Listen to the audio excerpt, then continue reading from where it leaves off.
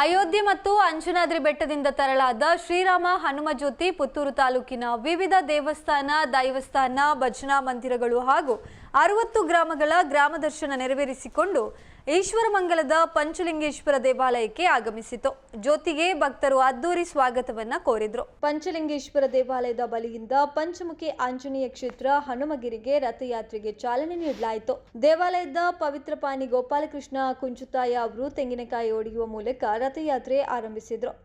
ಈಶ್ವರಮಂಗಲದ ಉಣ್ಣಿ ಕೃಷ್ಣನ ವೃತ್ತದಿಂದ ಆರಂಭವಾದ ಮೆರವಣಿಗೆಯಲ್ಲಿ ಶ್ರೀರಾಮ, ಲಕ್ಷ್ಮಣ, ಸೀತಾ ಹಾಗೂ ಹನುಮಂತನ ವೇಷಧಾರಿಗಳಾದ ಪುಟಾಣಿ ಮಕ್ಕಳು ವಿಶೇಷ ಆಕರ್ಷಣೆಯಾಗಿದ್ರು. ಚೆಂಡೆ, ವಾದ್ಯ, ಭಜನೆಗಳ ನಡುವೆ ರಥಯಾತ್ರೆ ಹನುಮಗಿರಿ ಕ್ಷೇತ್ರಕ್ಕೆ ತಲುಪಿದಾಗ ಪೂರ್ಣಕುಂಭ ಸ್ವಾಗತದೊಂದಿಗೆ ಕ್ಷೇತ್ರ ಪ್ರವೇಶ ಮಾಡಲಾಯಿತು. ರಥಯಾತ್ರೆಯನ್ನ ಶ್ರೀರಾಮಚಂದ್ರಪುರ ಮಠದ ರಾಘವೇಶ್ವರ ಸ್ವಾಮೀಜಿ, ಬ್ರಹ್ಮಕಲಶೋತ್ಸವ ಸಮಿತಿ ಅಧ್ಯಕ್ಷ ನಳಿನ್ ಕುಮಾರ್ ಕಟೀಲ್ ಹಾಗೂ ಇತರ ಪ್ರಮುಖರು ಸ್ವಾಗತಿಸಿದರು.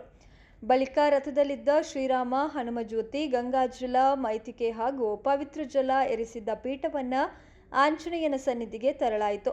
ರಾಘವೇಶ್ವರ ಸ್ವಾಮೀಜಿಯವರು ಆಂಜನೇಯ ದೇವರ ಎದುರಿನ ದೀಪದಲ್ಲಿ ಶ್ರೀರಾಮ ಹನುಮ ಜ್ಯೋತಿಯನ್ನ ಪ್ರಜ್ವಲಿಸಿದರು.